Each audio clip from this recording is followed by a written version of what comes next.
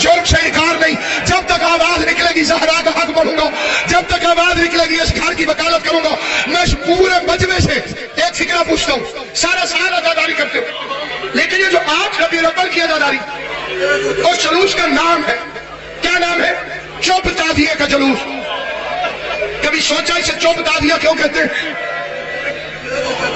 ساروں کو پتا تھا کہ 12واں امام بدلہ لے گا. یہ 12ویں کے ڈر سے 11ویں پہ ظلم کر رہے تھے, اور انہیں 12ویں امام کا پتا نہیں تھا کہ دنیا میں آ چکے ہیں کہ نہیں. میرا 11واں امام, یہ جس کے جنازے میں آیا, اسے 1 ربیع الاول کو شہر ملا.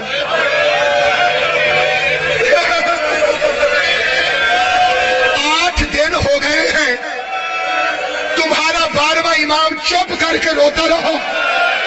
جسے یہ لفظ سمجھ آیا اس کی اداداری ہے, کیونکہ اونچا روتا تو فوجیں گھر میں داخل ہوگا. میرا مولا چپ کہ تم پر پابندی نہیں ہے, تم چیخے مار کے رو, ہاں کر کے رو. تمہارا 12واں امام اونچی آواز میں نہیں رو سکا, چپ کر کے باپ کے قدموں کے پاس روتا رہا.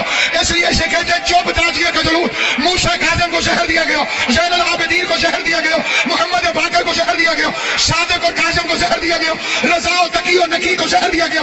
لیکن حسن عسکری وہ غریب ہے کہ ادھر ظالم نے زہر دیا, ادھر تعزیانے والے تعزیانہ اٹھا کے میرے 11ویں امام کی ہتھیلیوں پہ تعزیانوں کی بارش کرتے رہے. میرے امام کے ہاتھوں سے خون کا فوارہ نکلتا رہا. سب سے بڑا ظلم اس کتے نے یہ کیا کہ تیرے تڑپتے امام کے سامنے اس بےغیرت نے شراب پینا شروع کی. تیرا امام رو کے کہتے حیا کر, چل مجھے امام نہ سمجھ, نبی کا بیٹا سمجھ کے حیا کر, میرے سامنے شراب نہ پی. میں رسول کا بیٹا ہوں, میں زہرا کا بیٹا ہوں. ظالم نہیں رکا, تعزیانے برستے رہے. 12واں چپ کر کے روتا رہا. کون سا شیعہ ہے جو ہائے نہیں کرے گا؟ 12واں چپ کر کے روتا رہا. بےغیرت تعزیانے مارتے رہے. یا حکیم چیخ پڑے, بس کر قیدی مر گیا ہے. تعزیانہ رو, کیا میں اشارہ کروں؟ بس کر, قیدی مر گیا. فکر سنو گے, جنازہ اٹھا, جنازے کے ساتھ ساتھ تیرا 5 سال کا زمانے کا امام